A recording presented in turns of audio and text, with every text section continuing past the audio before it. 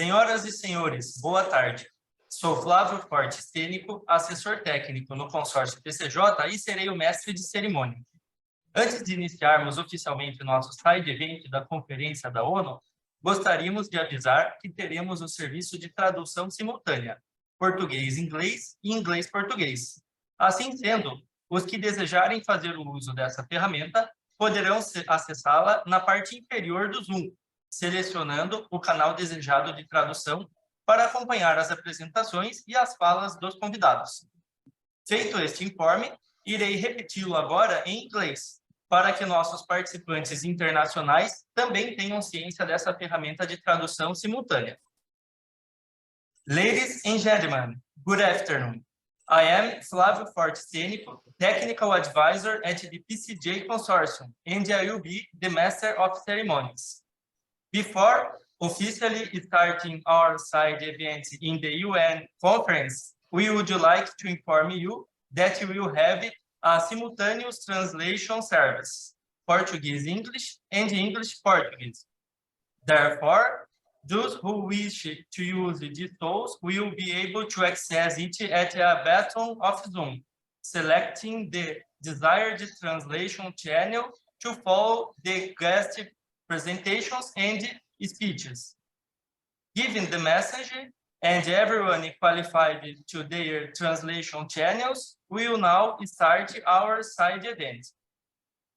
Dado o recado e todos devidamente habilitados em seus canais de tradução, iniciaremos agora o nosso side event com o tema central sustentabilidade da água pelo nexo água, energia, alimentos, com a participação multissetorial, onde os atores inseridos nos sistemas de gestão de recursos hídricos, saneamento e meio ambiente das bacias PCJ e os convidados nacionais e internacionais trocarão experiências e discutirão como alcançar a sustentabilidade hídrica, tendo em vista os impactos das mudanças climáticas nas esferas ambiental, econômica e também social. Gostaríamos de agradecer todos os nossos telespectadores, os palestrantes e os membros da imprensa nacional e internacional que estão nos acompanhando neste momento. Além de agradecer também os parceiros do consórcio PCJ neste side event, como a Agência de Bacias PCJ, o Comitê de Bacias PCJ, a Agência Reguladora Ares PCJ, o Ministério Público Federal, o Observatório de Governança da Água, o OGA, a Rede Brasil de Organismos de Bacias, a REBOB, a Rede Latino-Americana de Organismos de Bacias, a RELOB, a Rede Internacional de Organismos de Bacias, a RIOB, o Pacto Global da ONU, a Conexão Água, a Associação Amigos Serra do Japi, a Prefeitura Municipal de Olambra, Prefeitura Municipal de Analândia, e também agradecer a presença das empresas parceiras Sanasa Campinas, Coca-Cola Brasil, Coca-Cola FEMSA, Klabin, CPFL Energia e a EGEA. Para a abertura de boas-vindas, convido para fazer o uso da fala em até 5 minutos a senhora Caroline Baquim, que é secretária executiva adjunta dos comitês PCJ. Boa tarde a todos.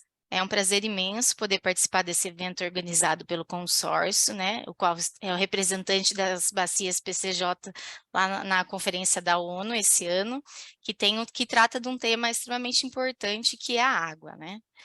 Quando abordamos o tema nexo água, energia e alimentos, temos que compreender a interação entre esses elementos, né? E desde sua cadeia de produção, processamento, distribuição, nos quais tem uma grande e significativa demanda de utilização de água. Essa interação é um grande desafio que nós, tanto aqui do PCJ como do mundo, né, temos que enfrentar, principalmente agora, devido às alterações climáticas, muitas perdas de biodiversidade, urbanização acelerada, né, que aumentam esses problemas. O Comitê PCJ, na sua área de atuação, tem algumas linhas de investimento para propiciar a melhoria das condições quantitativas e qualitativas dos mananciais. Então, dentro da nossa bacia, nós temos várias ações e eu gostaria de aqui fazer um destaque à nossa política de mananciais, no qual ela tem 4 programas temáticos, né, que ajudam na recuperação, conservação e proteção ambientais das áreas de interesse. Muito obrigada, Flávio, muito obrigada, representantes do consórcio, pela oportunidade. Desejo a todos um excelente evento. Muito obrigado, Carol, pela sua participação e colaboração aqui na nossa fala de abertura. E eu passo a palavra agora para o senhor Francisco Carlos Castro La Roça, secretário executivo do consórcio PCJ. Boa tarde a todos. Agradecemos aos parceiros, aos participantes, aos colaboradores que nos ajudaram a construir esse evento. Em 1972, na Suécia, ocorreu a Conferência de Estocolmo, sendo o primeiro evento de porte internacional a discutir o meio ambiente, tendo como legado a Declaração de Estocolmo, que destaca a responsabilidade dos países a incluir a preservação dos recursos naturais no planejamento do desenvolvimento econômico.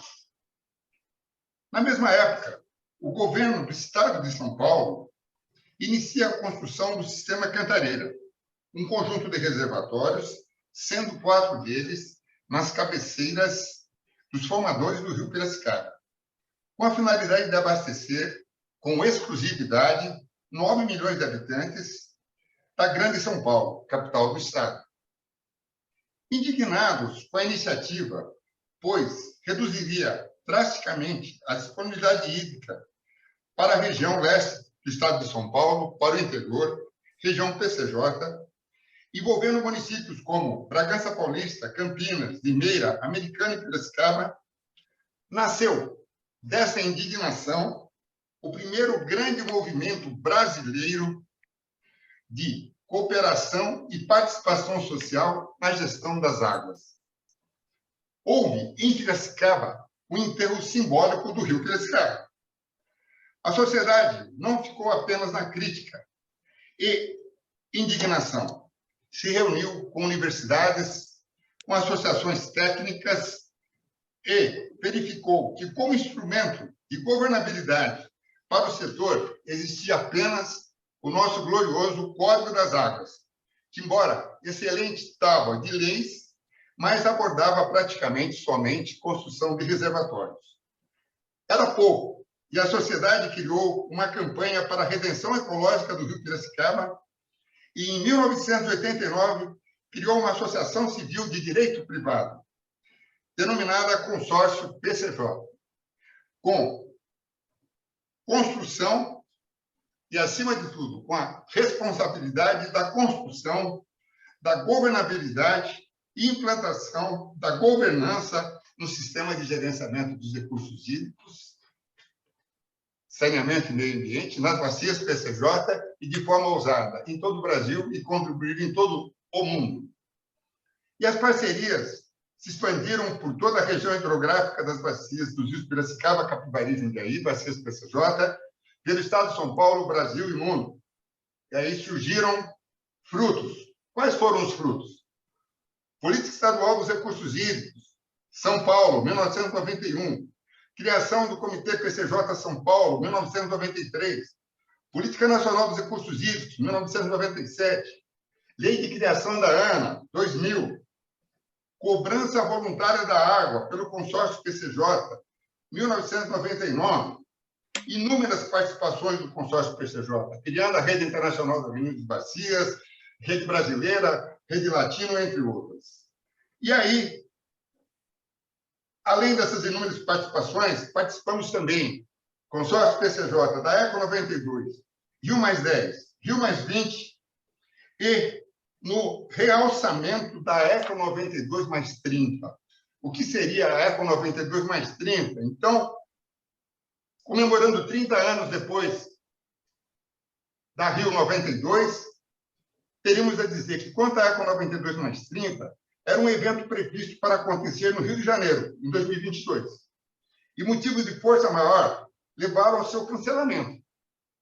Mas as bacias PCJ, acreditando e praticando que a força da sustentabilidade está na participação social, planejamento e continuidade das boas práticas. o que fez. Assim sendo, em novembro de 2022, de uma parceria entre o consórcio PCJ e a Escola de Engenharia de Piracicaba, surgiu um manifesto pela sustentabilidade Eco 92 mais 30. Não poderia passar sem um documento, sem um legado. Esse documento foi apresentado em dezembro de 2022, num evento organizado pelo consórcio PCJ e pela OGA, com a participação de instituições de todo o Brasil, e esse documento foi aprovado como legado da Eco 92 mais 30, ou seja, passamos a ter um documento. Seu link será disponibilizado no chat. No link nós temos o release sobre o lançamento desse documento, desse manifesto de sustentabilidade, e também o documento. Para encerrar, a sociedade criou o consórcio PCJ e, nos seus 33 anos de existência, vem se mostrando como essencial para a garantia do sistema de gestão das bacias PCJ e de grande contribuição para o sistema nacional e internacional dos recursos hídricos, saneamento e meio ambiente. Para enfrentarmos os eventos climáticos extremos e garantir a sustentabilidade, necessitamos, entre outros, da continuidade das iniciativas e das boas práticas ambientais. Muito obrigado, Francisco, pelas excelentes contribuições aqui para esse nosso início do Side Event de conferência da ONU. E eu gostaria de alertar a todos, então, que, como o Francisco mencionou, está aqui no chat da nossa reunião o link de acesso para esse documento que trata sobre a sustentabilidade hídrica Rio mais 30, onde poderá ser observado tanto o release do documento, como também baixá-lo na íntegra. E dando sequência aqui às nossas falas de abertura do nosso evento, eu gostaria de passar a palavra agora para o excelentíssimo senhor Mário Botion, presidente do consórcio PCJ. Flávio, bom dia, obrigado pelo excelentíssimo. Mas é um prazer estar aqui com vocês todos, já parabenizar toda a equipe que se mobilizou para que esse evento acontecesse, e isso tem sido uma prática do consórcio, na verdade uma prática da família PCJ.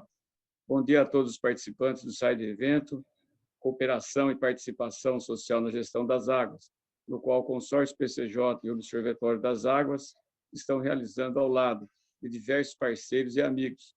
E neste evento, também neste evento, nas discussões permanentes sobre o tema.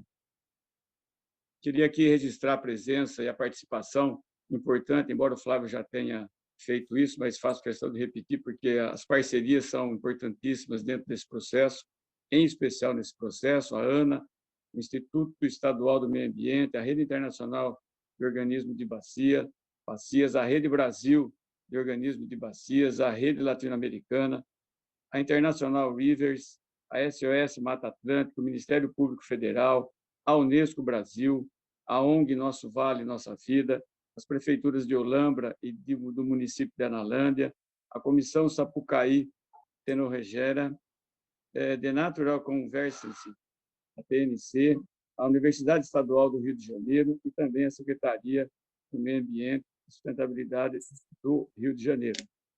É muito gratificante verificar que a quantidade de parceiros debatendo o tema água de diversos setores, respectivamente, e representatividade diversa, aos desafios, a gestão de recursos hídricos à frente das mudanças climáticas exigirão os compromissos da ONU, como está acontecendo e promovendo aqui em Nova York durante a conferência.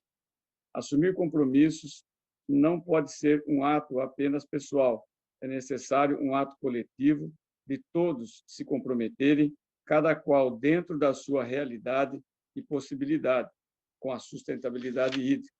Muitas vezes falamos do futuro como algo distante, mas a realidade tem nos mostrado que não está longe, que ele já chegou. Os eventos hidrológicos extremos, gerados pelas mudanças climáticas, ocasionam impacto à sociedade todos os anos, com custos econômicos e, o mais grave, de vidas. Haja vista o que aconteceu no final de fevereiro, no litoral norte do estado de São Paulo, com ocorrências de chuvas de 300 milímetros, causando destruição e morte nas cidades impactadas. A busca pelo acesso universal à água por todas as classes sociais, independente de regiões geográficas e econômicas, deve ser mais que a meta ou intenção, tem que ser um compromisso. Não existe qualidade de vida e desenvolvimento sem que cada pessoa tenha água de qualidade e em quantidade suficiente.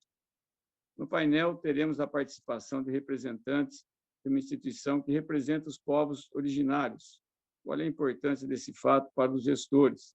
Estamos ouvindo pessoas dos mais variados setores, suas opiniões, necessidades e trocando experiências para a construção de um gerenciamento de recursos hídricos justo e equânime. O nome disto é cooperação. Temos aqui representadas instituições de diversas áreas e setores governamentais, privado, nacionais e internacionais, e a sociedade civil, onde juntos vamos falar do que deu certo e o que precisa melhorar na gestão da água. Nosso futuro, enquanto nação, depende e muito disto. O consórcio PCJ nasceu dessa preocupação, devido à mobilização da sociedade, que em 1989, após uma campanha feita na região de Piracicaba, que pleiteava já compromissos em prol da água dos governantes daquela época. Foram as motivações e necessidades da comunidade em torno de água, de qualidade e de quantidade, que fizeram que nós chegássemos onde estamos, com 33 anos de história.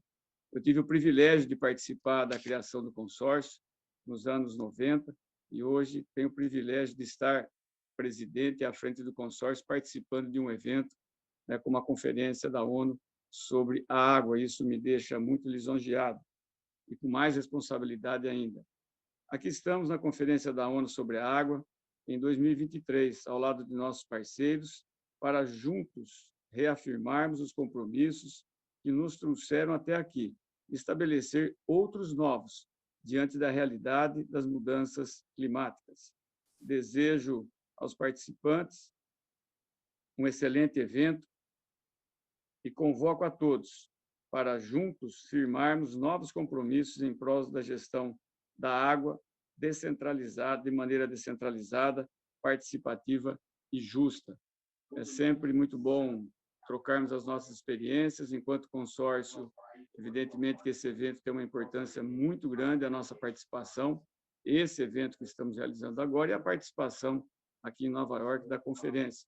Cuidamos de 41 cidades associadas, 23 empresas, as quais têm recebido ao longo do tempo, né, os benefícios positivos do trabalho do consórcio, do Comitê de Bacias, da Agência de Bacias e também da área de PCJ que forma a família PCJ. Mas a nossa participação e os resultados positivos, eles têm sido muito além das cidades e das empresas consorciadas, acabam se refletindo na nossa região como um todo e tenho certeza absoluta que no estado de São Paulo e no Brasil também. Um grande abraço a todos, um ótimo evento.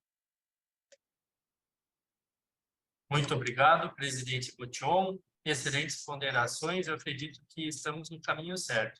E dando continuidade ao nosso side event, eu gostaria de convidar para as falas de introdução de até 3 minutos cada, a senhora Stephanie Laronde, que é a diretora de Cooperação Técnica e Institucional da Rede Internacional de Organismos de Bacias, a RIOB. Good afternoon, everyone. It's a great pleasure for me as Director of Institutional and Technical Cooperation at the International Network of Basin Organizations to introduce this session. Thanks at all team for this event. Water is both the first victim of climate change and the first vector of its impacts on our societies.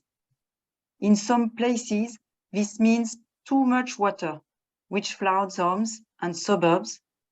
In others, it shows up as droughts that harm our ability to deliver food and drinking water. Both too much and too little water will affect water supply over space and time, and can affect other water-dependent sectors such as agriculture, domestic water uses, energy, ecosystems, finance, industry, tourism, environment, and fisheries. Since climate change impacts are cross-sectoral, a holistic management approach is needed to resolve the problems. This session will focus on the water, energy, food nexus. This is allowed by IWRM at basing level, which considers all aspects of water usage and gives voice to each stakeholder. By ensuring water users' participation in the decision-making. In the last decade, the water, energy, food ecosystem nexus has emerged as a transformative and systematic approach to understanding and managing trade-offs and synergies across water, energy, food, and ecosystems. It is an inclusive and polycentric approach that promotes equitable partnerships across sectors to solve complex problems. Water management at the basing level provides an effective adaptation solution, involving stakeholders from all sectors, reconciling their uses within the limits of this new climate context, and using an intersectoral nexus approach to develop investment projects in territories where their benefits will be optimal. One additional pathway to water is through our energy choices. As the world looks for alternatives to fossil fuels, hydro, wind, solar, and nuclear power will be on the list. As demonstrated in the case of freshwater use to cool power plants. These don't come without impacting natural ecosystems, which in turn can reduce the resilience and increase exposure to climate change. Exemplary case studies of nexus will be presented and discussed during this event.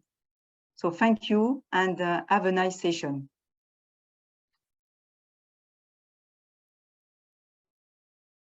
Obrigado, Stephanie, pelas suas considerações iniciais. E eu gostaria de passar a palavra agora ao senhor Ivens Oliveira, que é o diretor administrativo financeiro da Fundação Agência das Bacias PCJ. Olá, muito boa tarde a todos. Agradeço o consórcio pelo convite para a participação da Agência das Bacias PCJ no evento. É uma honra poder participar desse evento tão importante em que a ONU discute sobre água aqui em 2023. Então, parabenizar o consórcio aí pela realização do evento e por toda a organização, né? Em nome do nosso diretor-presidente, o senhor Sérgio Razeira, né? É um prazer para nós da Agência das Bacias PCJ, em conjunto com os comitês PCJ, poder participar desse evento, né? Bom, nós aqui nas Bacias PCJ, como muito bem já comentado pelo Francisco, né, pela nossa secretária executiva adjunta dos comitês PCJ, Caroline Baquim, nós temos aí um desafio, né, muito grande diante da realidade das Bacias PCJ, diante, né, de nós estarmos numa região extremamente urbanizada, né, em que há uma relação muito próxima de oferta de água e demanda de água, né? E aqui nós destacamos muito as ações conjuntas realizadas na família PCJ, né? Entre a Agência das Bacias PCJ, Comitês PCJ, Consórcio PCJ, Ares PCJ, né? E aqui eu trago, né, algumas informações relevantes, né, do quanto nós estamos investindo e alguns resultados alcançados nesses últimos anos, né, principalmente no que se refere à questão da proteção de mananciais, né, como bem colocado, que tem sido uma diretriz, né, muito importante da atuação dos comitês PCJ, né. Então, aqui nós destacamos, né, dentro da recuperação ambiental, né, e do pagamento por serviços ambientais, né, de todos os investimentos feitos em infraestrutura natural, de que nós já tivemos aí mais de 150 mil mudas de árvores plantadas, com a previsão de mais de 281 mil mudas até 2024. Né? Nós já tivemos, né, a participação de 269 propriedades em diferentes municípios das bacias PCJ, que representam mais de 7,6 mil hectares. Nesses últimos 5 anos, nós já investimos em proteção de mananciais com recursos da cobrança pelo uso da água, algo em torno de 3 milhões de reais, e há uma previsão para os próximos 3 anos de mais de 7 milhões de reais a serem investidos especificamente com proteção de mananciais. Né? E para nós, então, da Agência das Bacias PCJ e dos comitês PCJ, é um orgulho, né, dizer que nós estamos, né, contribuindo significativamente com os Objetivos de Desenvolvimento Sustentável da ONU. Aqui eu destaco, né, todas as ações realizadas dentro da família PCJ para o ODS 6, de água potável e saneamento, para o ODS 11, de cidades e comunidades sustentáveis, para o ODS 13, da ação contra a mudança global, né, do clima, o ODS 15, né, principalmente essas parcerias e meios de implementação. Né. Então, também, né, quero destacar de que a Agência das Bacias PCJ foi a primeira agência de bacias do mundo a aderir ao Pacto Global da ONU. Então, nós somos signatários do Pacto Global da ONU, e, além disso, nós também temos as nossas atividades práticas, né, de uso sustentáveis dos recursos, né, principalmente por conta de nós fazermos parte do programa da Agenda Ambiental da Administração Pública, que é uma ação promovida também pelo Ministério do Meio Ambiente aqui no governo brasileiro. Enfim, coloco então esses pontos, né, principais, e diante do destaque que tem se dado para o tema de proteção de mananciais aqui nas bacias PCJ. Então, mais uma vez, agradeço o convite e ficamos sempre à disposição. Muito obrigado, Flávio, e aos demais. Eu que agradeço, Ibens. Muito obrigado pela sua contribuição, apontando aí, né, as dificuldades, as dificuldades que nós temos aqui nas bacias PCJ, mas também colocando aí os importantes investimentos, né, que estão sendo realizados, principalmente priorizando aí os ODS, né, os Objetivos de Desenvolvimento Sustentável. E dando continuidade aqui às nossas falas de introdução, eu gostaria de passar a palavra ao senhor Rubens Filho, do Pacto Global da ONU, que também terá até 3 minutos para fazer a sua fala de introdução. Boa tarde, gente. É um prazer estar com vocês aqui, mesmo que online. Estou vendo aqui muitos amigos e amigas que fazem parte tanto aqui do Pacto Global, mas também de outras organizações aí que eu já tive o prazer de trabalhar ao longo do tempo. Bom, hoje estou aqui na condição de gerente da plataforma de ação pela água e oceano, do Pacto Global da ONU no Brasil. O pacto que é talvez a maior iniciativa empresarial para o desenvolvimento sustentável no mundo, né? Existe desde do ano de 2000, foi criado pelo então secretário-geral Kofi Annan, e desde do começo, né, dos anos 2000, o pacto ele está presente em muitos países, incluindo o Brasil, para trabalhar exatamente com o setor empresarial em toda a agenda do desenvolvimento sustentável.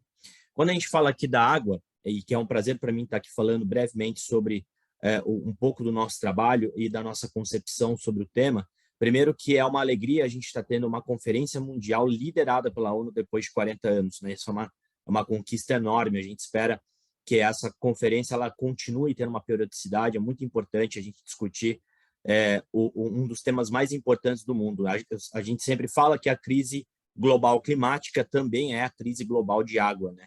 Uma coisa está intrinsecamente ligada à outra. Dentro do pacto, nós temos hoje presentes 92 empresas que compõem o grupo de água, da plataforma de água e oceano, né, que estão discutindo com a gente aqui todos os meses sobre os temas, sobretudo relacionado à segurança hídrica e também um pouco de saneamento básico. Então, aqui eu faço já o convite para todos vocês conhecerem os nossos trabalhos. O Pacto, recentemente, dentro da plataforma, lançou 2 publicações gratuitas que está disponível. Uma delas é para falar sobre a importância da gestão de indicadores, principalmente para o saneamento voltado para áreas não atendíveis, que a gente chama. Acho que isso é um tema muito importante que a conferência como um todo também está trazendo, né? Água como água como um direito humano, principalmente. Então, e quando a gente fala de saneamento, a gente está falando do acesso à água, a gente está falando do acesso ao esgoto, e a gente está falando também da qualidade de vida, da segurança, da saúde das pessoas. E a gente tem uma publicação muito recente, construída num grupo de trabalho dentro do Movimento Mais Água, que é um movimento que foi lançado na Agenda da Ambição 2030 no ano passado pelo Pacto do Brasil. É uma agenda ambiciosa e é uma iniciativa também pioneira em todo o mundo. Somente agora as redes dos pactos globais pelo mundo estão lançando essa agenda que o Brasil lançou ano passado. Então, dentro do Movimento Mais Água, nós temos 2 grupos de trabalho que criamos 2 publicações para auxiliar organizações da sociedade civil, empresas, governos, né, o público como um todo. Uma sobre, então, a importância de a gente ter cada vez mais sistematizado informações sobre saneamento em locais não atendíveis, para a gente conseguir mensurar quando a gente fala de água como direito humano, e o outro a gente está falando de solução baseada na natureza para a resiliência hídrica, principalmente mecanismos de financiamento. Esse é um ponto muito central que a gente discute, e aqui a gente está, né, na minha opinião, com o consórcio no Brasil, né, que organiza, que trabalha com as bacias hidrográficas mais organizadas, na minha opinião. Então, aqui fica todo o meu agradecimento, mas também as minhas felicitações pelo todo o trabalho que o consórcio faz. Eu acho que é um case para o mundo, sem nenhum exagero. Né? O Brasil, acho que a gente tem que ter muito em mente, embora tenhamos ainda muitos problemas relacionados à governança dos recursos hídricos. Aqui eu estou com o Ângelo, inclusive estou vendo aqui, que é o nosso secretário do Observatório de Governança das Águas, e não vai me deixar mentir. A gente tem aí muitos pontos de atenção em relação à governança dos recursos hídricos no país.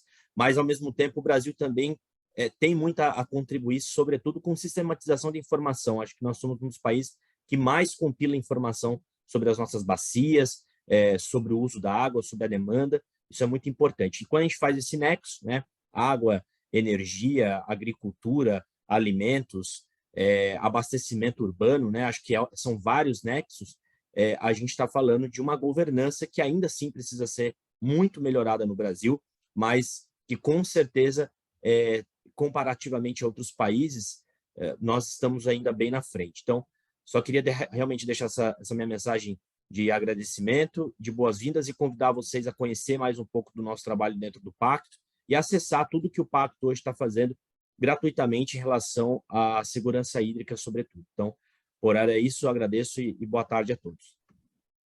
Obrigado, Rubens Filho, pela importante participação. É sempre bom termos o Pacto Global da ONU aqui como parceiro do consórcio PCJ, e também nós acreditamos, né, que trabalhar aí os indicadores é um tema relevante para avançarmos aí nas questões de planejamento e gestão da água.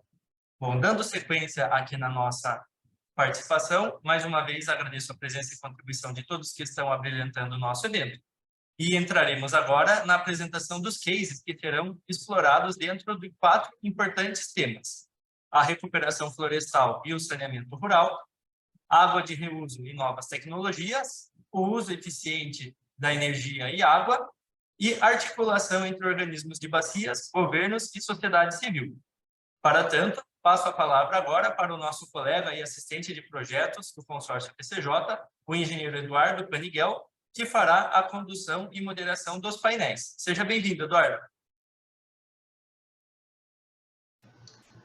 Muito obrigado, Flávio, pela introdução. É um prazer enorme estar participando do evento, Conferência da ONU. E vamos dar início ao primeiro painel citado sobre recuperação florestal e saneamento rural. Eu convido para participar do painel o Leandro Santaio, gestor ambiental da Prefeitura de Analândia, que falará sobre o projeto Nascentes. Convido também o senhor Petrus Wills, membro representante da Prefeitura de Cooperativas de Olambra e membro do Comitê PCJ, que falará sobre o caso de Olambra, sobre as soluções baseadas na natureza. Convido também a Ana Marcelo, da Petrobras, e também a Andréa Puro, mestre em Biologia e Educação Ambiental, representando o Instituto IP, falando sobre o projeto Semeando Água, e o Rodrigo Brito, para finalizar, o membro desse painel, que é o Head de Sustentabilidade da Coca-Cola Brasil e América do Sul, falando sobre o projeto Olhos Zero. Neste painel teremos, então, um tempo de 5 minutos por palestrante e podemos fazer na sequência mencionada. Obrigado a todos pela presença do painel. Então, mais uma vez, boa tarde a todos. Meu nome é Leandro Santarpio, sou coordenador do projeto Nascentes Analândia. Agradeço o consórcio PCJ pelo convite em participar dessa importante conferência. Água, né? Sem água não somos nada e sem água não há vida. Então, é muito importante a gente tratar sobre esse assunto numa conferência internacional. Gostaria, com a ajuda aí do Eduardo, de falar que o município de Analândia tem em torno de 5.000 habitantes. O nosso bioma aqui é a transição do Cerrado para a Mata Atlântica. Por favor, Eduardo. Nós fazemos parte da bacia hidrográfica PCJ, né? Onde a Analândia é a nascente do rio Crombataí, que deságua em Piracicaba. Por favor, Eduardo. E agora falar a respeito do nosso grandioso projeto. Eu costumo dizer que o projeto, pode deixar no primeiro, isso. Esse é o logo do projeto.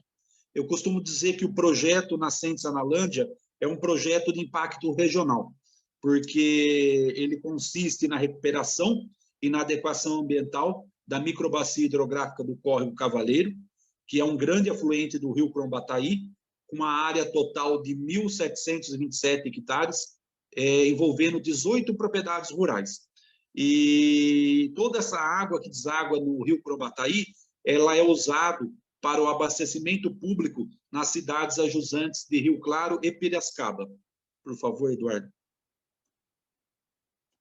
Aí está o mapa, né, das 18 propriedades rurais, onde elas tiveram a intervenção do cercamento, foram 40.000 metros lineares de cerca, e foram aproximadamente 200.000 mudas de árvores plantadas. Em 3, 4 anos de projetos estamos completando. Lembrando que esse projeto é uma iniciativa da Agência das Bacias PCJs e comitês PCJ, em parceria com a Fundação SOS Mata Atlântica, Prefeitura Municipal de Analândia, tendo nós, da Casa da Agricultura, como interlocutor. Por favor, Eduardo. Aqui são algumas áreas que foram reflorestadas, as imagens de cima já há 2, 3 anos, e as imagens de baixo aproximadamente há 1 ano. Então, é um projeto que vem dando resultado, a mobilização junto aos proprietários rurais foi positivo, e a Analândia está servindo de modelo para a região na recuperação ambiental. Aí é o nosso município de Analândia, onde vocês podem ver que ele tem uma hidrografia muito abundante, né? A Analândia é rica pelos seus rios e córregos, e na sua maioria são afluentes do rio Crombataí, que é afluente direto do PCJ. E essas são as nossas nascentes, aproximadamente 700 nascentes. Cada ponto desse no mapa de Analândia equivale a uma nascente. Esse banco de dados é do CAR, então cada proprietário informou que na sua propriedade existe uma ou várias nascentes. E a Analândia possui aproximadamente 700 nascentes. Aqui são alguns dos nossos recursos hídricos, né? Algumas cachoeiras, na maioria delas são afluentes direta do rio Crombataí. Lembrando que a Analândia possui, através do projeto Nascentes, que está a todo vapor, funcionando muito bem, graças a Deus, uma comissão chamada de UGP, que é a unidade gestora do projeto. Essa unidade gestora, ela delibera sobre o projeto, discute metodologias do projeto, e temos parceiros que fazem parte dessa UGP, que são membros da UGP, que são as faculdades da Unicamp, da Unesp, da UFSCar, faculdades vizinhas. Temos também o poder público através da Prefeitura, da Câmara Municipal. Temos também as organizações sociais através de conselhos, sindicatos. E temos também a Fundação SOS Mata Atlântica, que é nosso parceiro direto, que nos ajuda com os reflorestamentos. Ou seja, como eu disse no início, é um projeto local de impacto regional. É isso aí, Eduardo. É uma fala breve, rápida, mas bem objetiva. Muito obrigado a todos pela participação. Muito obrigado, Leandro, por trazer esse caso de uma área de importância para a nossa bacia PCJ, uma área de importância de recarga. Na sequência, eu passo a mensagem agora para o senhor Petrus, que falará sobre o caso de Olambra. Boa tarde, senhores e senhoras, organizadores e participantes do mundo inteiro. Muito obrigado pelo tempo disponibilizado para apresentar um método de conservação de solo no município de Olambra, no Brasil, usando soluções baseadas na natureza. Foi providenciado em 2017 pelo governador do estado de São Paulo, o excelentíssimo Sr. Alckmin, agora vice-presidente do Brasil, junto com as pessoas do consórcio e comitês dos rios Piracicaba, Capivari e Jundiaí. Um projeto piloto em Olambra para recuperar e manter os nascentes das águas. Sabemos que no Brasil e também em todos os países do mundo existem muitas áreas rurais com baixa infiltração da água da chuva no solo, provocando a erosão do solo, assoreamento dos corpos da água, estragando as estradas de terra e principalmente causando inundações nas cidades, com muitas vítimas fatais. Para aproveitar estes solos precários com infiltração de mais água, devemos fazer a conservação do solo. Como? Fazer curvas de nível alta, terraceamento, subsolagem, plantio direto, proteção dos mananciais, reflorestamentos plantando muitas árvores, cavar cacimbos para captar a água das chuvas nas estradas e infiltrar no solo. Atenção, um ponto importante. A melhor forma de reservar água é a de infiltrar no solo, que é o maior reservatório disponível imaginável. Tudo isso é possível com um custo razoavelmente baixo. Mais ainda, considerando os benefícios que este sistema oferece, que são mais água disponível para que o agricultor possa fazer 2 safras por ano. Evita a erosão do solo. Evita assoreamento dos rios. Melhora o trânsito nas estradas de terra. Providencia mais água com boa qualidade no tempo de estiagem, porque os nascentes funcionam melhor. Todas essas ações, mais o plantio de muitas árvores, ajudam no melhoramento do clima. E mais importante, ameniza as inundações nas cidades e os deslizamentos de terra, como ocorrido no litoral de São Paulo em 2023. Sim, esta forma de conservação do solo é possível em nosso país, Brasil, e no mundo inteiro. Yes, we can. And we do it. Então, eu passo a palavra a Ana Marcela e a Andréa Pulpo. Ana Marcela, da Petrobras, e Andréa Pulpo, que falará sobre o projeto Semeando Água, e na sequência nós podemos voltar com a mensagem do Pedro. Chegou a imagem? Podemos? Ainda não chegou a imagem do seu slide para nós. Eu não vou apresentar slide, tá, Eduardo? Vou só fazer uma fala rápida aqui antes da apresentação da Andréa. aqui em nome da Petrobras, da Gerência de Reflorestamento e Projetos Ambientais. Nosso gerente Gregório estaria aqui, ele não pôde estar, então agradecer a participação, o convite aqui, e só passar uma mensagem rápida antes da fala do nosso parceiro aqui, da Andrea, do Semeando Água. A gente gostaria de enfatizar a importância do papel das empresas, né, para endereçar a questão da sustentabilidade, e principalmente da parceria entre as empresas e organizações da sociedade civil. A Petrobras, ela reconhece o nosso papel na promoção de uma atuação sustentável, incluindo metas que nós temos tanto no ODS 6 quanto no ODS 14.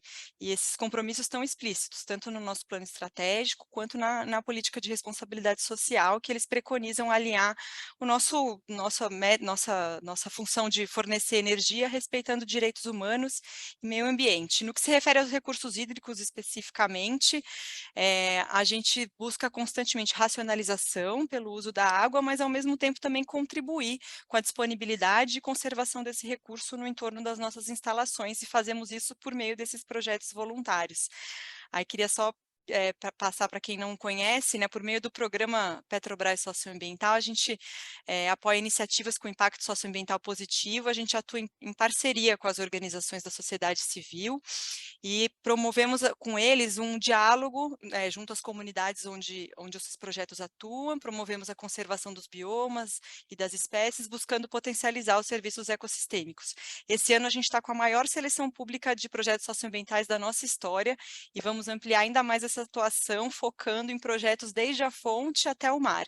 Para vocês terem uma ideia, no ano passado, em 2022, a gente apoiou cerca de 40 projetos, né, tanto em florestas quanto em oceanos, pegando mais ou menos 254 mil hectares, né, conservamos mais de 254 mil hectares em diversas bacias hidrográficas, com uma remoção líquida de cerca de 2,3 milhões de toneladas de CO2, e associado a isso a proteção de espécies. Foram 57 espécies da fauna marinha e terrestre ameaçadas, e sempre associando isso com a promoção de inclusão social. Então, no nosso programa todo, a gente teve a participação de 118 mil beneficiários dos nossos projetos, tanto ambientais quanto sociais, né?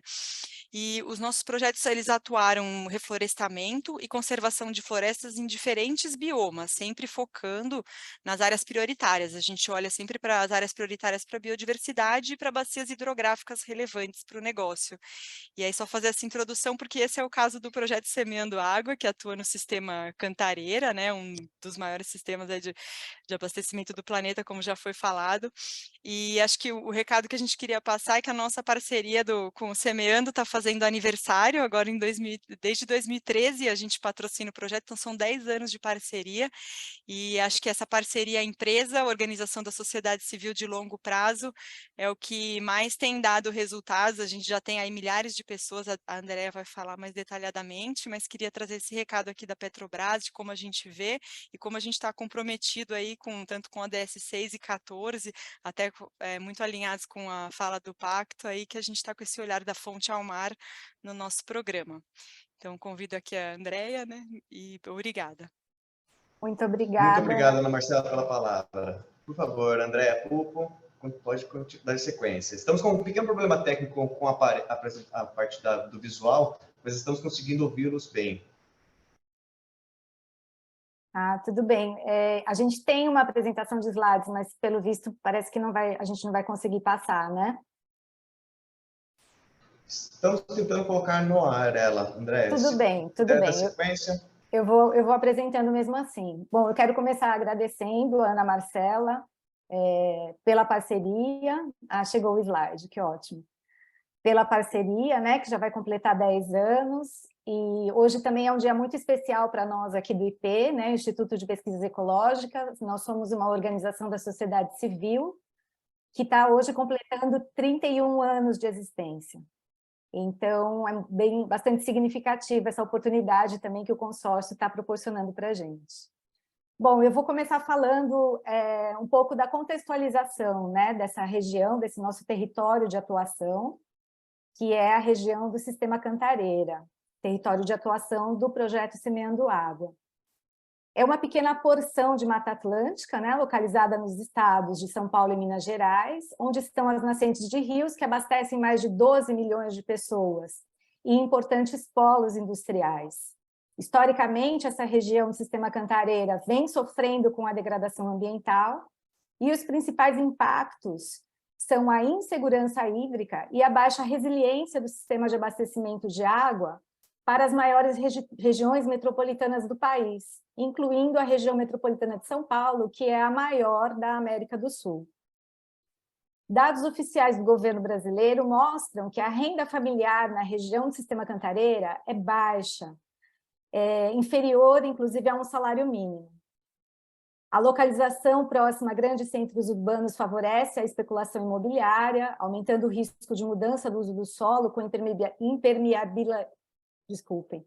impermeabilização pelos empreendimentos imobiliários. E o diagnóstico do IP revela um déficit de 35 milhões de árvores para restaurar as áreas de preservação permanentes hídricas, pois 60% delas estão desmatadas. Nesse slide, nós podemos ver algumas ações do projeto Semeando Água, que são o desenvolvimento de cadeias produtivas sustentáveis, influência em políticas públicas regionais para ganhar escala com as ações, cursos de capacitação para produtores rurais e educação ambiental com a metodologia Escolas Climáticas, que é desenvolvida pelo IP. Próximo slide, por favor. As propostas de soluções para conservar e regenerar os serviços ecossistêmicos são baseadas na natureza, como a restauração florestal e a conversão dos sistemas produtivos convencionais para modelos sustentáveis, como o manejo da pastagem ecológica, sistemas agroflorestais e a silvicultura de espécies nativas. Próximo slide, por favor.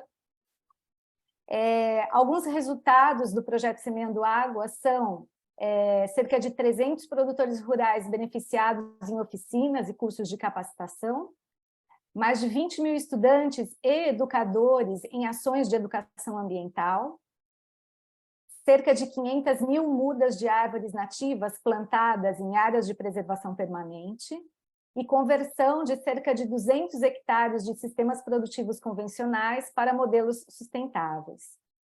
Entre os nossos aprendizados, queremos compartilhar que é possível conciliar a conservação ambiental e dos recursos hídricos com o desenvolvimento econômico e o bem-estar social. O que fazemos é importante, mas para ganhar escala é fundamental o envolvimento dos governos locais e o engajamento de todos os setores econômicos, sobretudo o envolvimento das empresas. Produtores e proprietários rurais são protagonistas das ações de conservação, mas o sucesso do engajamento passa pela modernização das práticas agrícolas e a atração do público jovem para os negócios rurais das famílias. As ações do projeto Semeando Água são monitoradas e já se sabe que produzem benefícios para a recarga do sistema hídrico. No entanto, diante dos desafios impostos pelas mudanças climáticas, é necessário engajamento em nível global para frear o aquecimento do planeta e, assim, garantir a segurança hídrica e de outros serviços ecossistêmicos em todos os lugares. Próximo slide, gostaria de agradecer imensamente a oportunidade do consórcio PCJ e a Petrobras, que é patrocinadora do projeto Semeando Água. Muito obrigada. Muito obrigado, Andréa, mostrando um pouco sobre o projeto Semeando Água, que trabalha todas essas vertentes, tanto do meio ambiente como da sociedade, da comunidade local, nessa recuperação, né? nesse objetivo maior que é também a conservação da água. Na sequência, eu chamo o Rodrigo Brito para falar sobre o projeto Olhos da Serra. Com você, Rodrigo Brito. Boa tarde a todos e a todas. Tudo bem? Me escutam bem? Estamos, perfeitamente. Legal. Bom, pessoal, obrigado. Estou muito feliz. Parabéns também pelas demais participações e apresentações. Vou contar um pouquinho desse programa que já está indo aí para o seu quase terceiro ano, né, de relacionamento, segundo ano de implementação. Para a gente é uma surpresa mais do que positiva, né, e hoje é um case que a gente, inclusive, indica, sugere para outros países, né, para outras organizações. Então, Olhos da Serra ele já é, apesar de novo, acho que ele já é uma escola aí para muito do que a gente está fazendo e buscando em outras localidades. Água e reposição hídrica, neutralidade hídrica, né, ou a circularidade da água, né, eu repor o que eu consumo nas plantas, né, não fazer isso globalmente, fazer isso em cada país, e agora até 2030 fazer isso em cada bacia onde eu tenho fábrica, esse foi o primeiro objetivo, o primeiro tema de um compromisso de sustentabilidade da Coca-Cola, isso lá de 2007, né? Inicialmente era a devolução de 100% da água num nível país. Cada país, Argentina, Chile, Egito, Brasil, enfim, todo país tinha que cumprir isso até 2020, e em 2020 a gente estabeleceu essa nova meta, que não adianta a gente ter 100% da água utilizada no Brasil, né? Se eu capto água em 37 fábricas de 23 estados, não adianta eu devolver isso só na Amazônia, né? Ou só numa bacia, ou só num grande projeto. Então, a gente está avançando para essa neutralidade ou circularidade hídrica local, em cada bacia, né? E o caso de Jundiaí é um caso desafiador, porque é onde a gente tem uma grande fábrica, né, da Coca-Cola FEMSA, que é um dos nossos maiores fabricantes, né? É uma fábrica que é abastecida pela concessionária, né, numa região bastante urbanizada.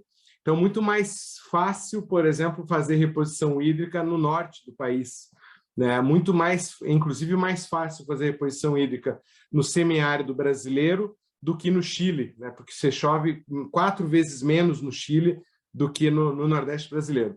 Então, Jundiaí com uma série de desafios, né? E a gente teve a sorte aí de trabalhar com o consórcio PCJ.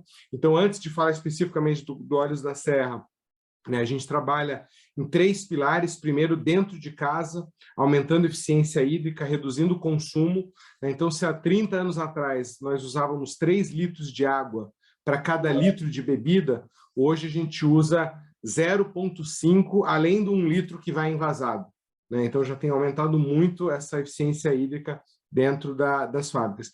E essa reposição hídrica, ela se dá através de projetos ou de conservação, proteção, né, reflorestamento, redução do consumo em cadeias agrícolas ou acesso à água, né? E no caso do Olhos da Serra e do consórcio PCJ, diferente de outros lugares, a gente teve a sorte de encontrar um legado, uma herança, né, uma história de trabalho, de articulação, de colaboração, de muito tempo, de muita gente, né, como bem colocou o Mário, né, na fala inicial.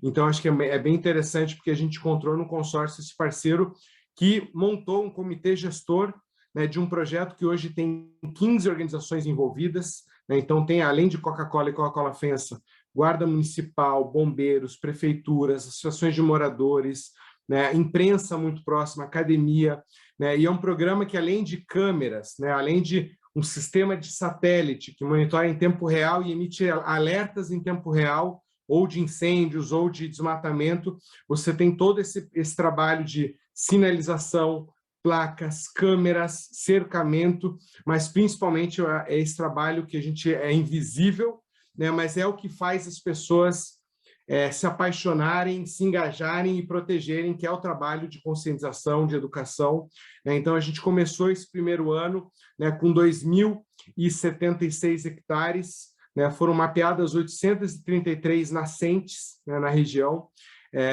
vários atores, como eu disse, tecnologias e soluções implementadas, e a gente renovou, né, esse projeto e triplicou o orçamento, basicamente, né, inicial. O primeiro projeto, o investimento foi via Coca-Cola Foundation, a renovação, né, que é essa que aumentou o tamanho e o escopo, vem de Coca-Cola Brasil e Coca-Cola FEMSA, né? Então, a gente deve chegar aí até 14 mil hectares, né, de área nos próximos 12 meses, mas é um programa que a gente não vai... a gente vê ele por pelo menos, né, 5, 10 anos, pensando nesse legado positivo e pensando que é uma ação coletiva. Eu acho que zero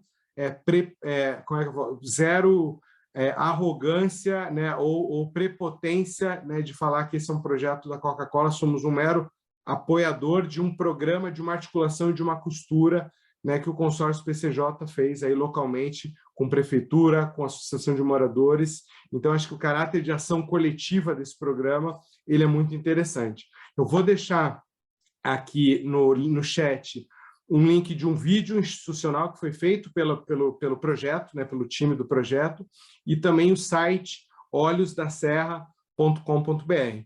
Quem tiver interesse, depois eu vou deixar também aqui um contato, né, porque a gente está com programas muito interessantes em Brasília, com o Instituto Cerrados, né, no Ceará, com a Associação Caatinga, né, lá vai para 1.000 hectares, Cerrados 800 hectares. Na Amazônia, a gente está desde 2009 com a Fundação Amazônia Sustentável, e eu acho que o que é interessante para a gente como grupo claro que conecta emocionalmente muito mais, né, e a gente também trabalha com programas de acesso à água, né, fazer um vídeo, uma divulgação, uma comunicação de uma comunidade, de uma casa, de uma pessoa que não tinha água, recebendo água.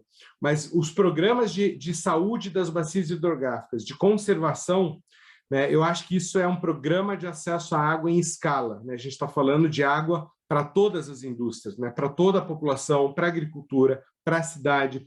E isso não é filantropia, isso não eu digo, não é uma ação de sustentabilidade de pequeno tamanho ou porte, né? A gente está falando aqui de ações né, a partir de um olhar de negócio, né? Então, se eu tenho 137 anos, se eu tenho uma fábrica nessa região que é próspera, a gente quer continuar, né, com essa fábrica aí, né, com os consumidores, com a população. Então, é quase que um seguro. A gente fala, esses projetos são um seguro para o nosso futuro, enquanto negócio, enquanto sociedade, enquanto cidadãos e moradores também.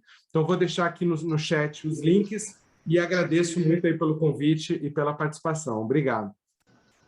Muito obrigado, Rodrigo. Contando um pouco sobre todo esse caso de preocupação com neutralidade hídrica, todo o envolvimento das pessoas, dos grupos e instituições nesse projeto também com essa finalidade, além de toda a discussão pelas plantas, né, do Brasil e América Latina. E podemos iniciar o segundo painel sobre o reuso de água, as novas tecnologias e cases também de experiências, dificuldades. E para esse painel, eu gostaria de convidar o Jorge Antônio Mercante, representando aqui a Ciesp, Companhia das Indústrias do Estado de São Paulo e Câmara Técnica das Indústrias do Comitê de Bacias PCJ, com uma visão industrial nesse caso.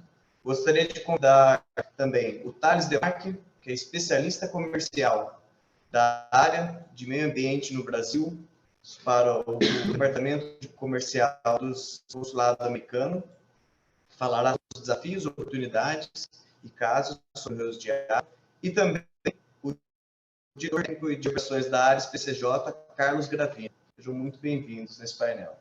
Inicie. A primeira fala, eu convido o senhor Jorge Mercante, que pode abrir o seu microfone e iniciar a sua fala. Meu cordial boa tarde. Agradeço o convite, né, esse honroso convite, de participar desse evento. Vejam bem, eu trago aqui a visão da indústria em relação ao reuso de origem externa, porque o reuso interno já é feito desde os anos 80 pelas indústrias, tá? As correntes hídricas internas são segregadas, e na origem que facilita o reuso e reduz também o custo de eventual tratamento e adaptação no processo produtivo. Mas vamos falar do reuso externo, que é o que está em jogo aqui, que justamente é o mercado de água de reuso, pressupõe o fornecedor, que são as empresas de saneamento, né? E pressupõe os consumidores, que a princípio são as indústrias, talvez outros consumidores também, que seja assim, para que o projeto fique mais econômico. Mas por que a indústria tem interesse na água de reuso? Tem vantagens. A primeira, pensando assim de uma maneira, um balanço global, a gente tem redução de produtos químicos e energia, o menor custo de implantação do projeto de suprimento hídrico, né, tem uma certa sinergia, né, você está tratando para lançar, já encaminha para a indústria. De repente, maior dedicação também para as atividades fim da indústria e passando o tratamento da água para empresas especializadas. Então, tem uma grande vantagem também nesse sentido. Também tem novas empresas que vão abrir ainda, vão se instalar. Eventualmente, poderá significar maior garantia de suprimento hídrico, porque depende da localização das ETs, né, e também dos consumidores. Tá? Então, não é sempre que eu vou ter a garantia de aumentar o suprimento, mas, de maneira geral, a gente pode ter uma maior segurança hídrica com o reuso. Agora, quais são os impeditivos, né, para o reuso externo? O primeiro deles é o balanço hídrico. O balanço hídrico, quer dizer, eu estou captando e lançando, mandando para a indústria. Pode ser que tenha um trecho de rio onde vai ter falta de água. Então, se o balanço hídrico for neutro ou positivo, pode até ser ótimo. Agora, se ele for negativo para um trecho do rio, aí o projeto tem que ser descartado. Não faz sentido prejudicar consumidores que estão ajusantes, tá? Mas não é difícil esse balanço. Creio que um balanço bem feito irá... eu creio que não haverá assim uma impeditivo, tá? Penso que feito o balanço hídrico. O que mais poderia ter como impeditivo? O custo de implantação do projeto e o custo operacional. Porque, obviamente, a indústria vai considerar com outras fontes de suprimento, né? E, às vezes, outras fontes são ambientalmente boas também. Eu vou citar aqui um exemplo da indústria petroquímica. Na indústria petroquímica, os produtos trocam calor com a carga, né, alimentado no processo, e passa o calor para essa carga. Depois ela vai para um forno, aquece mais e vai para o processo lá de petroquímico. Quanto maior a troca de calor entre o produto que está saindo da unidade e com a carga, menor é o calor que vai para a torre de resfriamento. E quanto menor o calor que vai para a torre de resfriamento, menor será a evaporação. Essa evaporação na torre de resfriamento é um uso consultivo, aquela água vai embora da bacia. Então, esse projeto, esse processo pode ser otimizado com a tecnologia PINT, que nada mais é que um programa computacional onde você melhora essa troca térmica, deixa esse permutador mais parrudo, como diz na gíria, mais eficiente, tá? Então, se eu estou na indústria petroquímica, eu vou ter que ver qual é o custo dessa mudança, que ela implica em mudar permutadores, mais espaço, com o custo no reuso. Então, o reuso não vai chegar assim, caindo de paraquedas, tem que competir com outra alternativa. Essa alternativa aí é muito boa porque também reduz o combustível queimado no forno e as emissões atmosféricas. Tá? Então, é muito importante que o reuso seja comparado com outras fontes de suprimento. Para finalizar, o que a gente precisa para facilitar assim, o reuso externo? Primeira coisa, o planejamento urbano tem que prever assim, uma proximidade maior entre as estações de tratamento de efluentes e as indústrias, o polo industrial. Isso vai reduzir o custo de adução, tá? de distribuição dessa água de reuso. Diversidade também de consumidores. Não ficar só restrito à indústria. Se eu tenho outros consumidores no eixo onde vai passar lá o aqueduto, você pode reduzir também o custo. Tá? Finalmente, tem que ter um padrão médio de qualidade. Por quê? De tal forma que atenta aos diversos usos. Dentro da indústria, eu tenho desde água desmineralizada, puríssima, né, qualidade, como água um pouco mais filtrada, nem filtrada, só clarificada, para botar como reposição na torre. Então, tem que ser uma água média, de tal forma que viabilize todos os usos dentro da indústria. Praticamente é isso que eu tenho para dizer, e dizer que a indústria tem grande esperança. Tá? Aliás, dentro da indústria, tem um grupo de trabalho nesse sentido para viabilizar o reuso. Muito obrigado, uma boa tarde a todos. Muito obrigado, Jorge Mercante, pelas suas colocações. Passo uma sequência para o Thales Demarque. Obrigado, Eduardo. Boa tarde a todos. Obrigado, Consórcio PCJ, pelo convite para participar desse evento e saúdo aqui todos os meus colegas de área, de meio ambiente que estão aqui e pela oportunidade de falar sobre um tema tão relevante, que é o reuso da água. Se puder passar para o próximo slide, por favor. Eu vou fazer um apanhado bem geral sobre o tema, para quem não está bem familiarizado, que é o reuso da água, basicamente o processo de capturar água de fontes como esgoto, chuva, oceano ou água cinza, que é a água que passou por processos domésticos, não industrial, e limpar essa água para que ela seja usada como água limpa em finalidades de consumo humano, animal, consumo da indústria, como já foi dito, para o agronegócio, reabastecimento de lençóis freáticos e reservatórios de água e restauração de bacias hidrográficas. O investimento no reuso constrói comunidades modernas, sustentáveis e estáveis, e aumenta a resiliência a secas e eventos climáticos extremos, protege canais hídricos sensíveis e alivia estações de tratamento.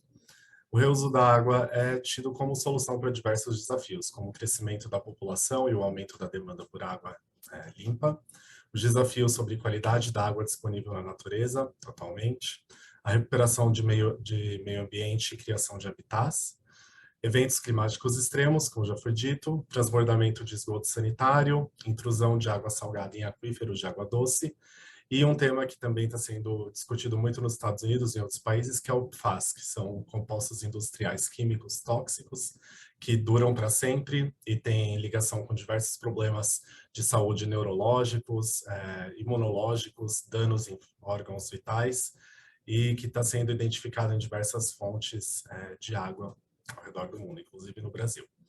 Além das áreas citadas anteriormente, o reuso tem potencial de crescimento também para sistemas de reuso para fins não potáveis em locais como comércios e prédios residenciais, tratamento de água produzida pelo petróleo e a captura e reuso de água de chuva. Eu listei aí nesse slide alguns exemplos de utilização de água de reuso nos Estados Unidos para diversos fins. Próximo slide, por favor.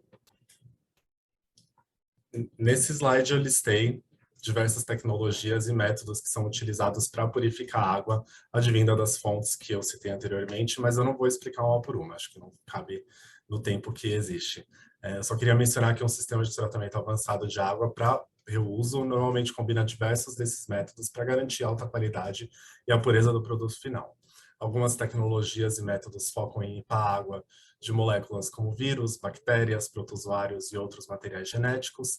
Outros processos focam em eliminar ácidos graxos, nitrogênio e outras impurezas que são aglomeradas e levadas à superfície ou ao fundo dos recipientes do tratamento. Outros processos utilizam reatores biológicos para acelerar processos biológicos naturais de tratamento da água, e outros ainda aproveitam estruturas naturais de filtração, como solos permeáveis de aquíferos, matas ciliares, para efetuar essa limpeza.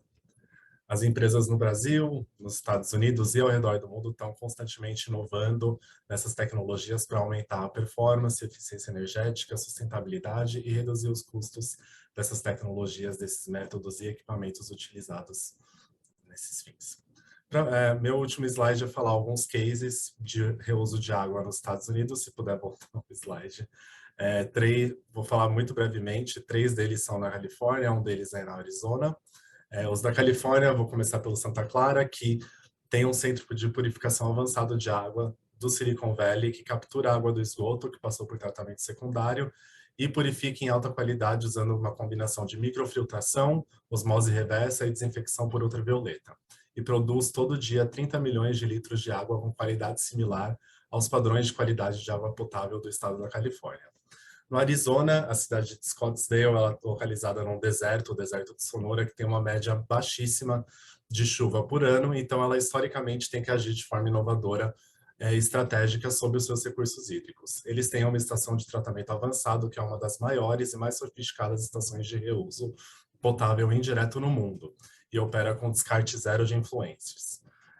Em San Diego, na Califórnia, a cidade aprovou um programa de aumento do reservatório que visa alcançar uma produção de 315 milhões de litros de água purificada por dia até 2035.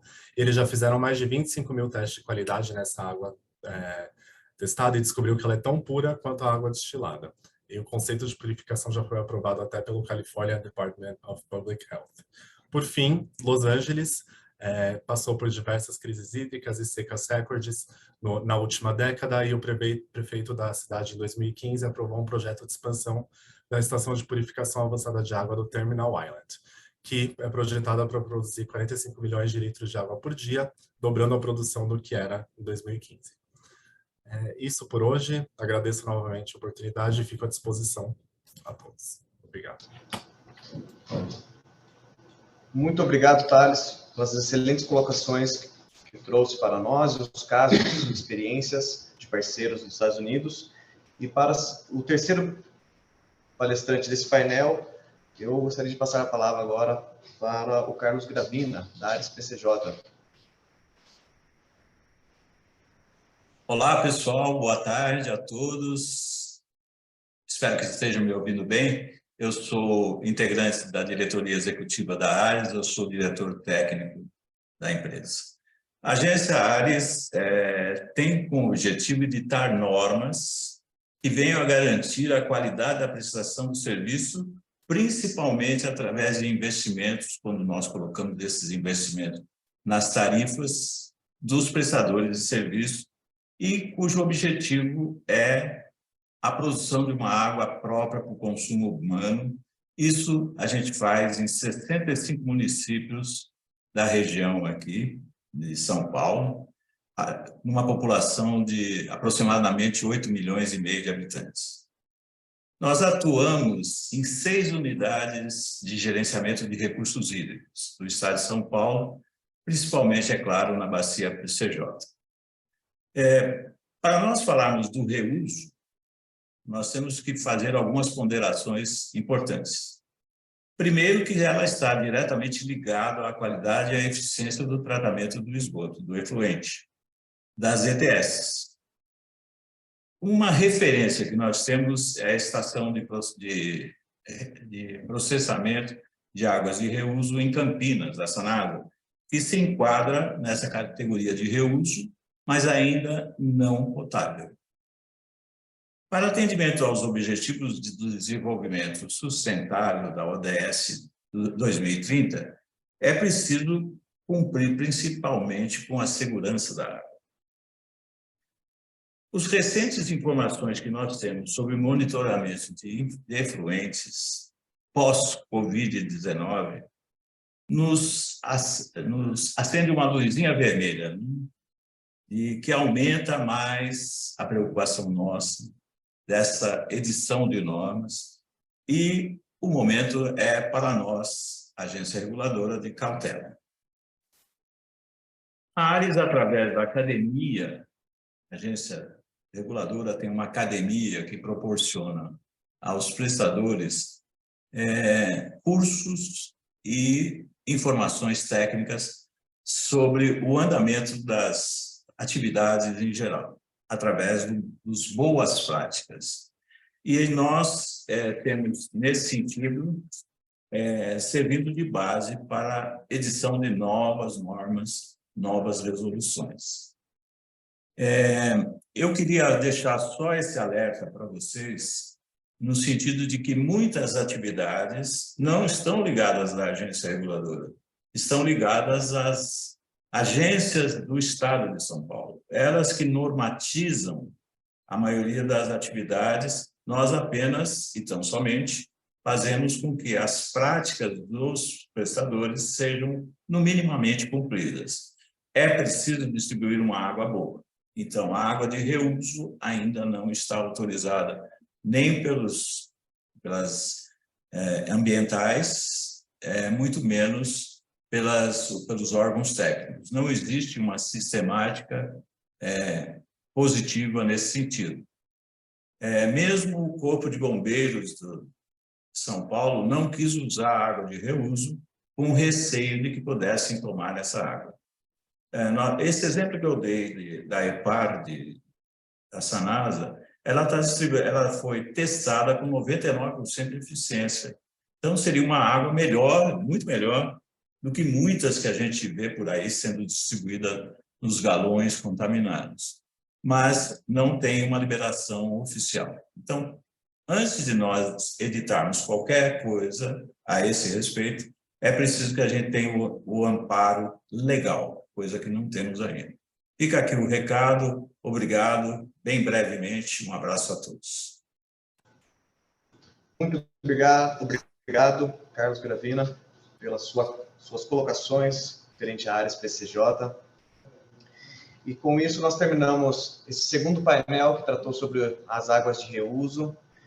Nós iniciaremos agora o nosso painel sobre a articulação das redes de organismos de bacias, do governo e sociedade civil. Para este painel, eu gostaria de convidar a presença da doutora Consuelo Yoshida e doutora Sandra Kishi, representando o Ministério Público Federal e também o Tribunal Regional Federal, que tratarão sobre o papel do Poder Judiciário na gestão dos recursos hídricos. Gostaria de convidar para estar presente nesse painel também o Lupercio Ziroldo Antônio, presidente da Rede de Organismos de Bacias do Brasil, e Ângelo Lima, secretário executivo do Observatório de Governança das Águas. Neste momento, eu gostaria de iniciar passando um vídeo sobre o projeto que a doutora Consuelo, a doutora Sandra vão mencionar.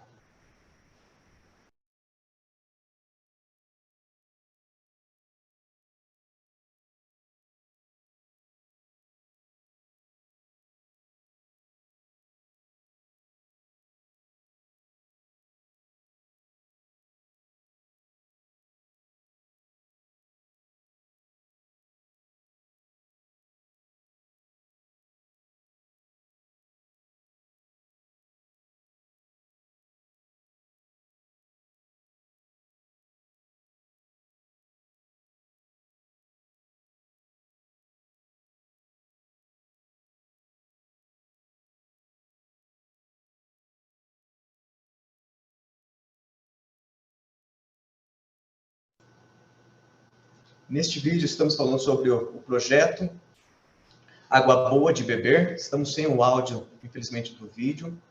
E ele será apresentado agora com os slides.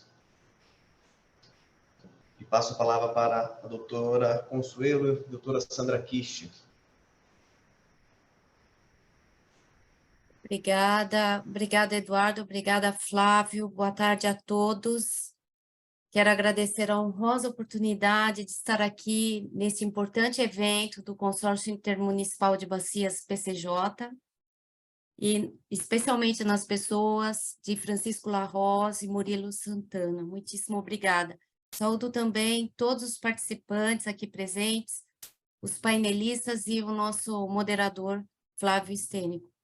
Gostaria de começar explicando a estrutura do Ministério Público Brasileiro, que muitos não conhecem, que é peculiar. O Ministério Público Brasileiro conta com mais de 13 mil membros, promotores de justiça, procuradores da República, e é uma instituição permanente e que tem a missão de zelar e de defender os interesses públicos da sociedade, defender a democracia e a ordem jurídica, de acordo com a nossa Constituição Federal Brasileira. E por tais atribuições, nós podemos dizer tranquilamente que o Ministério Público Brasileiro é único no mundo, porque atua também nessa frente de atuação preventiva, extrajudicial, para proporcionar melhores políticas públicas, uma gestão adequada da água e uma boa governança hídrica. E nessa linha, que eu gostaria de apresentar também o projeto Conexão Água. Peço a gentileza de próximo slide, por favor. O que é o projeto Conexão Água do Ministério Público Federal, da 4ª Câmara nossa de Coordenação e Revisão, Meio Ambiente e Patrimônio Cultural? É um projeto que se baseia numa iniciativa resolutiva de atuação institucional, que é toda baseada na promoção de uma articulação intersetorial, numa estrutura de várias governanças colaborativas, intersetoriais, em todos os temas dos 17 ODS, na verdade. Conexão Água é assim chamado, no nome fantasia, água que percola tudo. Nós sabemos a importância do ODS 6 em relação a todos os outros ODS. E essa articulação, nesse nível de governanças colaborativas, envolve não só membros do Ministério Público, mas também membros do Poder Judiciário, das defensorias públicas, de MPs estaduais e federal, do setor acadêmico, do terceiro setor das ONGs, do setor privado e os gestores públicos e privados, não apenas no tema de águas, mas também de saúde pública, infraestrutura e outros temas, como nós dissemos, todos envolvidos de uma forma absolutamente resolutiva e articulada, olhando para objetivos comuns. E como nós podemos executar isso? Através de uma metodologia resolutiva de mediação, com técnicas de mediação e de pacificação de conflitos intersetoriais amenizando e mitigando interesses divergentes para garantir efetivos resultados e alcançar esses objetivos comuns. No 9º Fórum Mundial da Água, em Dakar, 2022, nós tivemos um reconhecimento internacional com o Dakar Initiative Award, que o Conexão Água recebeu para a ferramenta Água Boa de Beber. No vídeo em inglês, que eu posso deixar o link aqui, vocês poderiam conhecer que de forma muito fácil, simples, interativa e inovadora, há uma possibilidade de participação social e monitoramento social da qualidade da água, gerando alertas sobre a sustentabilidade de ciclos de produção, inclusive para a segurança alimentar, segurança energética, segurança da água, possibilitando que todo cidadão e até mesmo que todos os governos globais possam ter acesso à qualidade da água que é usada na cadeia de produção pela ferramenta Água Boa de Beber, que hoje é poliglota, todas as línguas, inclusive bielorrusso, chinês, inglês, francês, enfim, todas, de forma muito simples. Os dados são acessíveis, de resultado de qualidade da água, de análise de qualidade da água, são dados abertos, oficiais, e ainda há informações sobre as substâncias e os poluentes emergentes que estão presentes na água, alertando para os riscos à saúde humana e ao meio ambiente, além dos possíveis impactos. Todas as informações validadas e também a retirada de órgãos oficiais, inclusive do Ministério da Saúde, do CISÁgua. E o Ministério Público Federal já está trabalhando, inclusive, na integração das suas plataformas, como a de territórios tradicionais, o projeto Territórios Vivos, com o Água Boa de Beber, garantindo, assim, a segurança hídrica e a segurança alimentar e da saúde ambiental, e possibilitando que esses alertas cheguem efetivamente aos consumidores e governos globais. Enfim, assim estaremos assegurando, inclusive, direitos humanos fundamentais de povos indígenas e de comunidades tradicionais e vulneráveis, honrando aqui a participação de um representante de povo de comunidade tradicional aqui presente.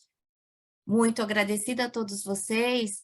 Eu passo desde já a palavra à doutora Consuelo Yoshida, desembargadora federal e conselheira da Comissão Consultiva do Projeto Conexão Água, que junto com outros expoentes representantes do Ministério Público e do setor privado, inclusive, nos honram nesse espaço de uma governança colaborativa, também interna do próprio projeto, demonstrando que viemos para efetivamente atuar de forma resolutiva e dialógica, conversando com todos os setores da sociedade. Nossa ferramenta está disponível no agua.mpf.mp.br.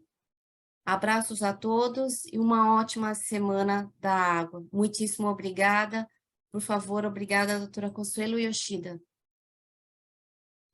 Obrigada, doutora Sandra Kishi. Eu só tenho a agradecer essa oportunidade de estar aqui. Eu faço parte da comissão consultiva do projeto Conexão Água e eu posso testemunhar que é um projeto inovador, né?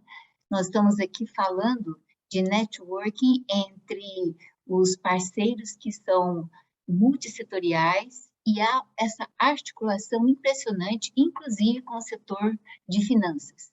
Então, eu nunca tinha imaginado um Ministério Público com este perfil, que é o Ministério Público resolutivo, e nesta linha vão as mudanças do Judiciário. Então, em 2010, a gente teve, pelo CNJ, lançado uma política judiciária nacional de tratamento adequado dos conflitos de interesses. E o que consiste isso? Privilegia os métodos de resolução consensual, que é, como já foi dito aqui pela doutora Sandra Kishi, não é? A mediação, a conciliação, de tal sorte que nós estamos hoje falando, gente, em desjudicialização e não mais em litigância apenas, né? Em judicialização.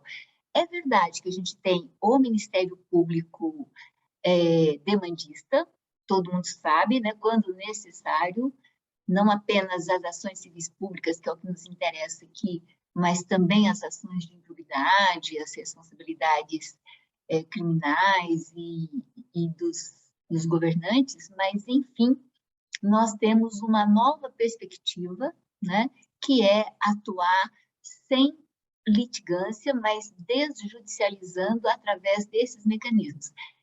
É impressionante uma outra visão que eu participei também, que é a justiça participativa e a justiça cidadã.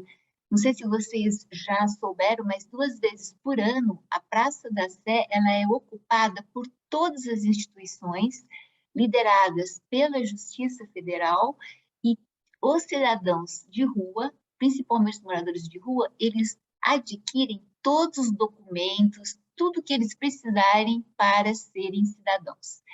É impressionante, carteira de trabalho, o que eles precisarem, até corte de cabelo, que é o de menos, né? Mas enfim, banhos, etc. A justiça, né, chegando, e fora isso tem a justiça itinerante, não é?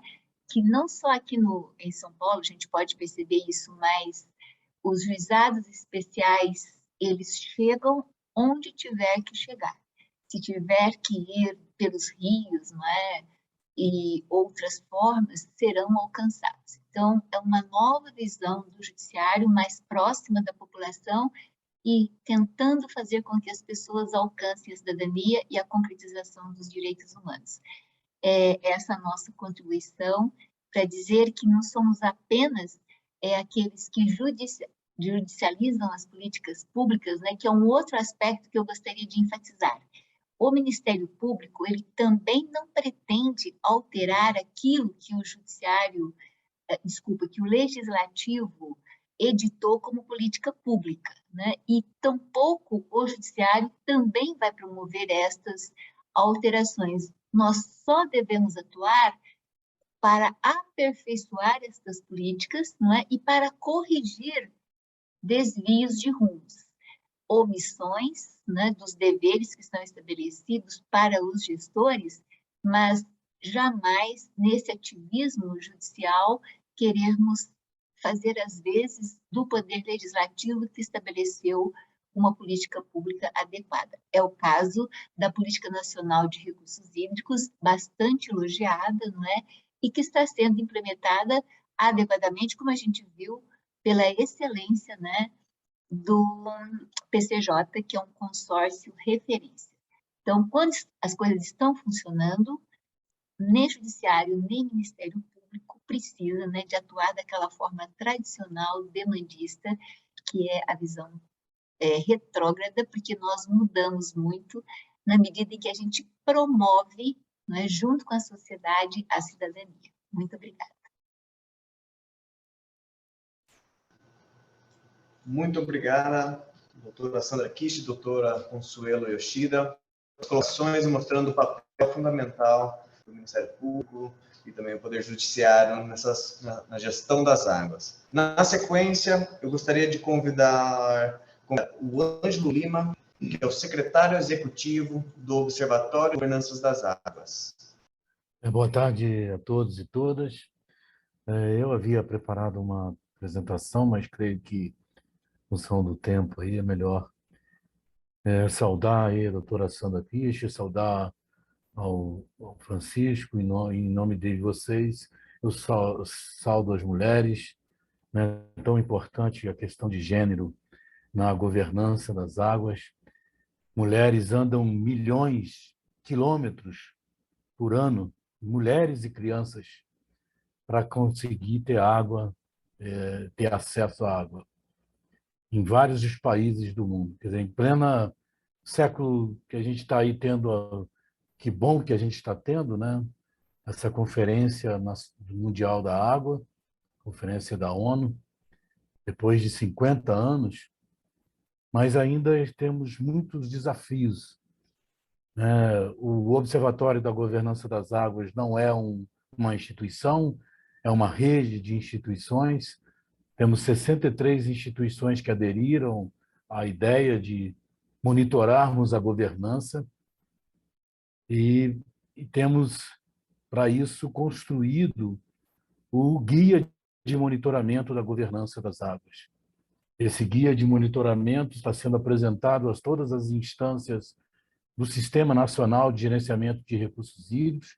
Temos muitas lacunas, né, em que pese termos um consórcio, o Comitê PCJ, com avanços, mas essa não é a realidade brasileira.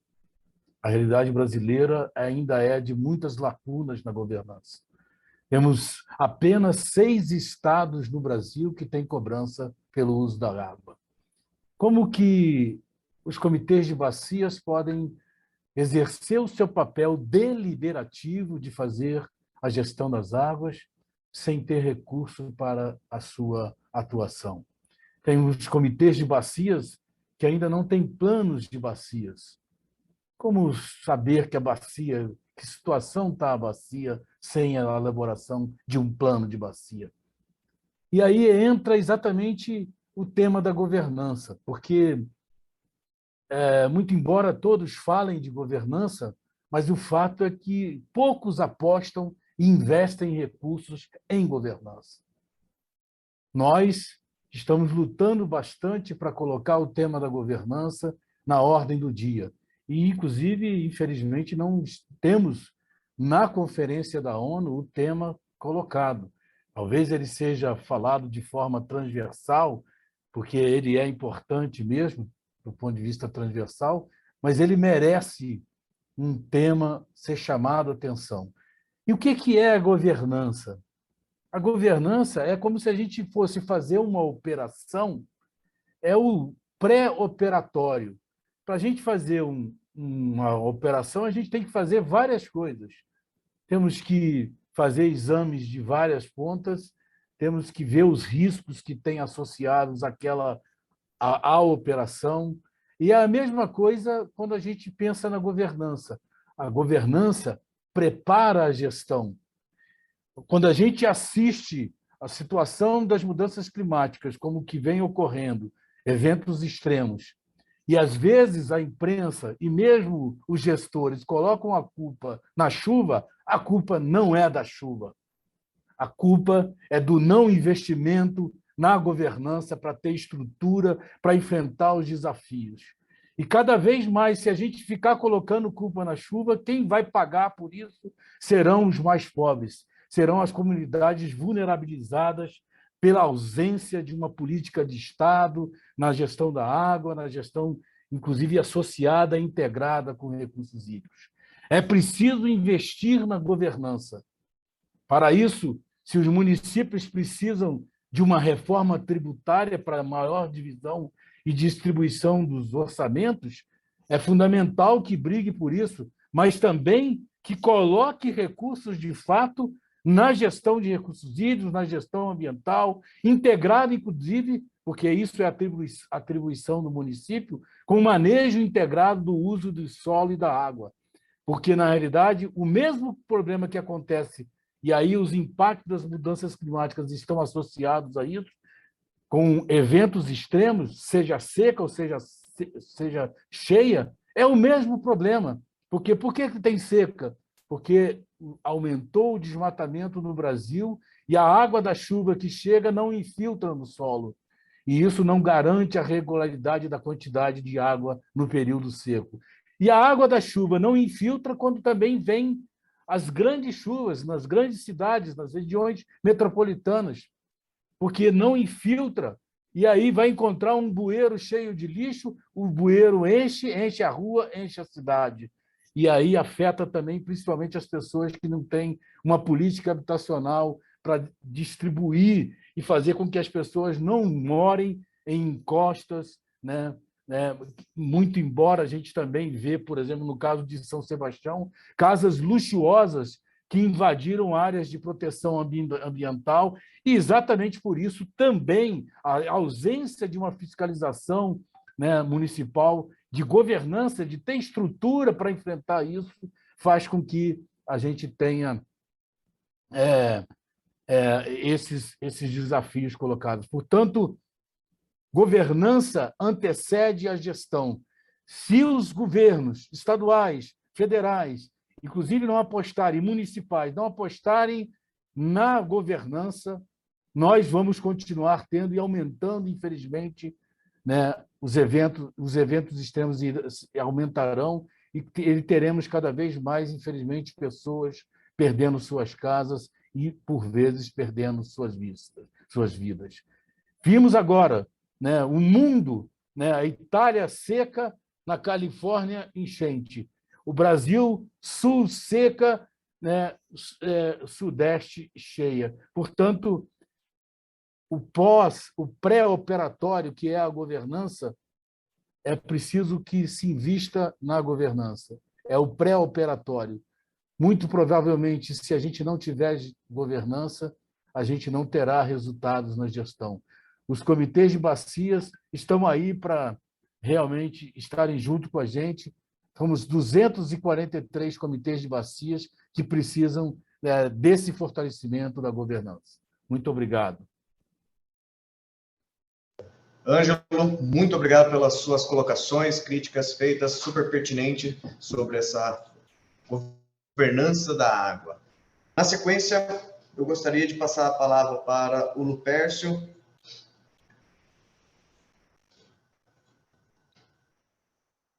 Boa tarde a todos. Lupércio, presidente Rede de Organismos de Bacias, a palavra está com você. Boa tarde a todos. Inicialmente, o meu agradecimento especial ao consórcio pelo convite, mandando aqui um abraço ao meu querido amigo Chicão e a todo o pessoal do consórcio e da família PCJ. Eu queria, nesse meu tempo, comentar com vocês 3 importantes percepções dentro do sistema de gestão de água. A primeira mostra claramente, a primeira percepção é que onde nós temos numa bacia hidrográfica condições de uma gestão eficiente, com os indicadores bons, com os instrumentos aplicados, fatalmente nós temos aí a possibilidade de ter segurança hídrica e energética. E as pessoas dessa bacia hidrográfica terão qualidade de vida e desenvolvimento.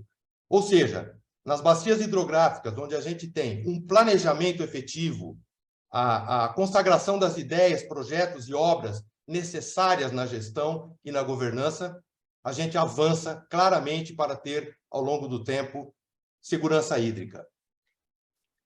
A segunda percepção extremamente importante que nós enxergamos dentro do sistema de recursos hídricos é que você só consegue fazer justamente uma gestão efetiva e eficaz da água se você trabalhar com cooperação, com integração de projetos e compartilhamento de soluções.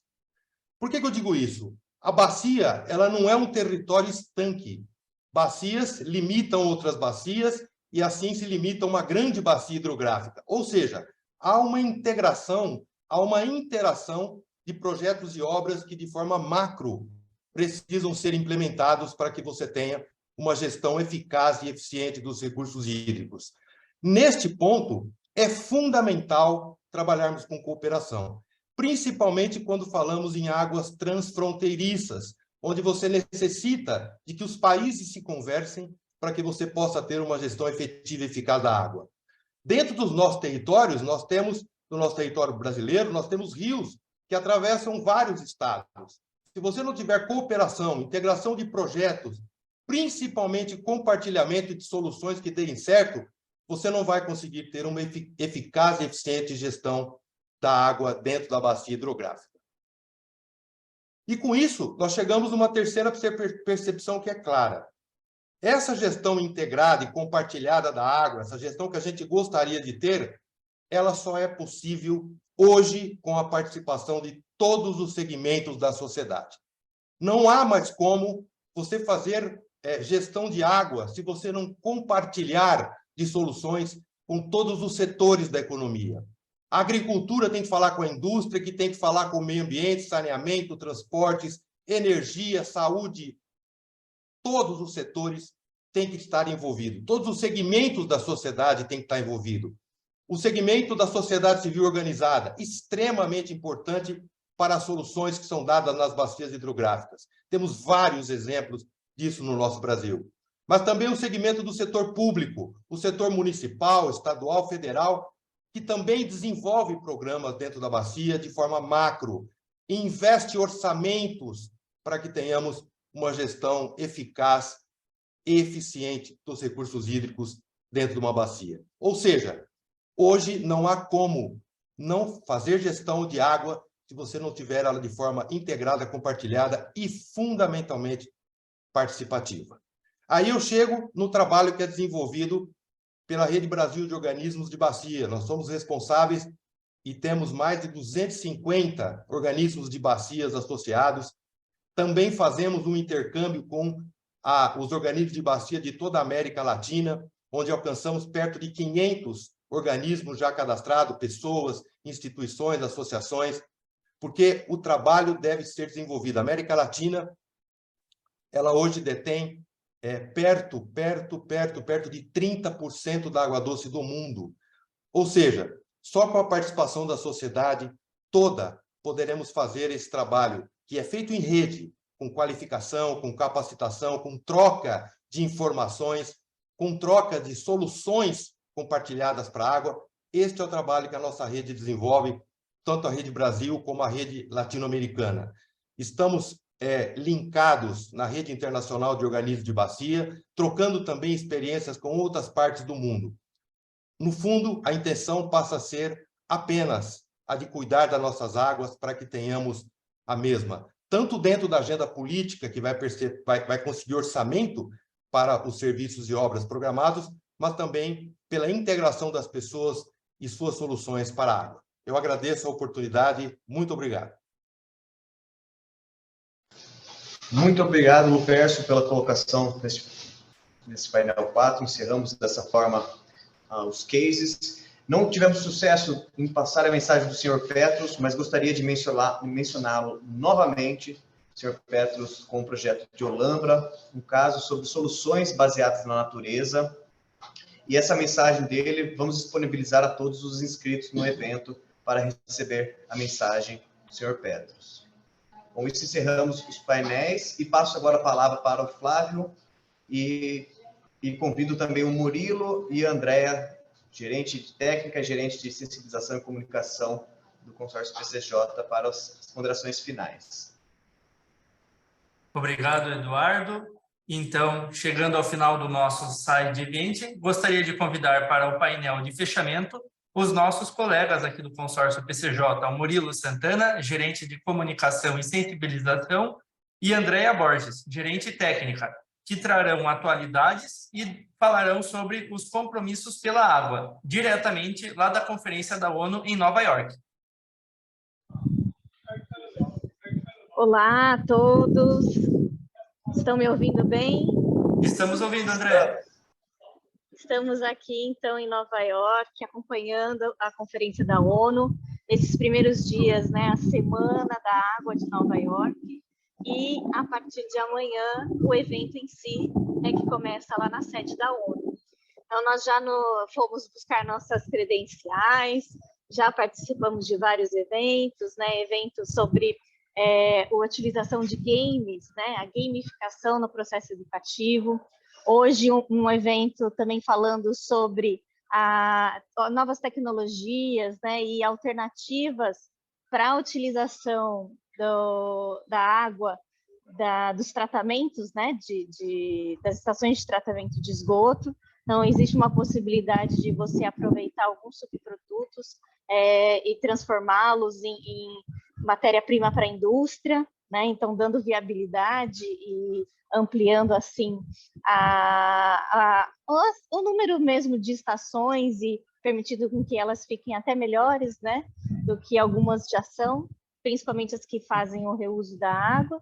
Enfim, estamos fazendo bastante coisa por aqui, depois faremos um relatório.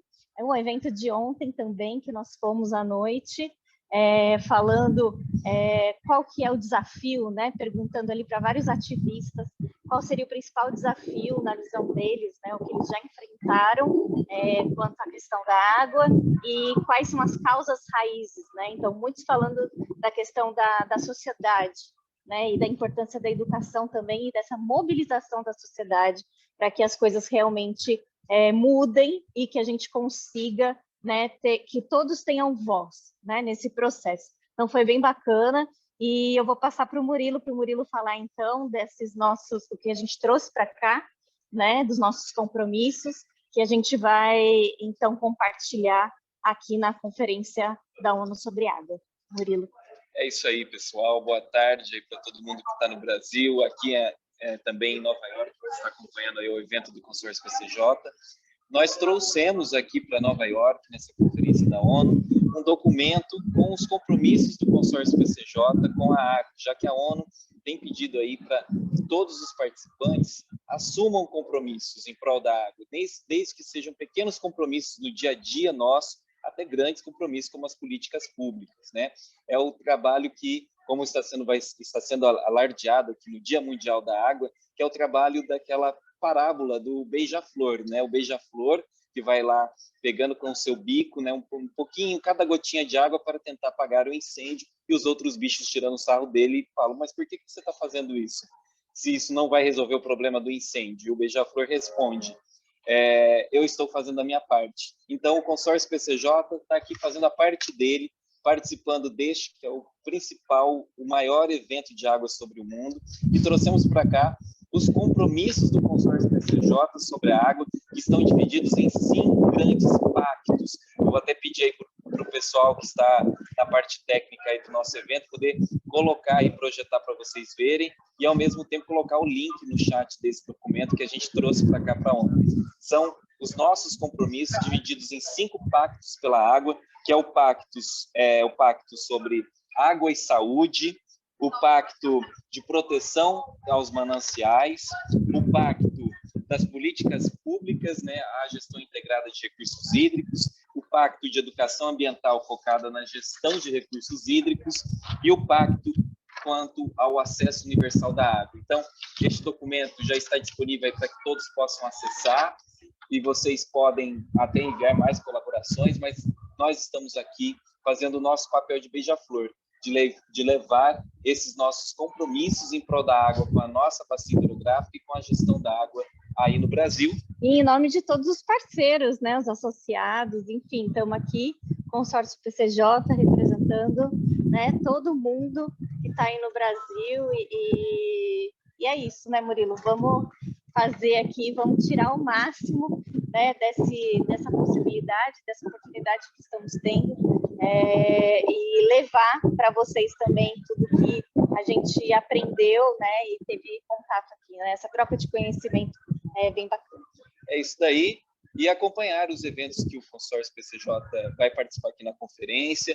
Temos também um evento junto do OGA Brasil, que vai acontecer na próxima quinta-feira, estão todos convidados, e nós vamos amanhã dar o pontapé inicial aqui na conferência propriamente dita. Até então estávamos participando dos eventos da Semana da Água de Nova York, e agora vamos para a conferência em definitivo. Um abraço para todo mundo aí no Brasil.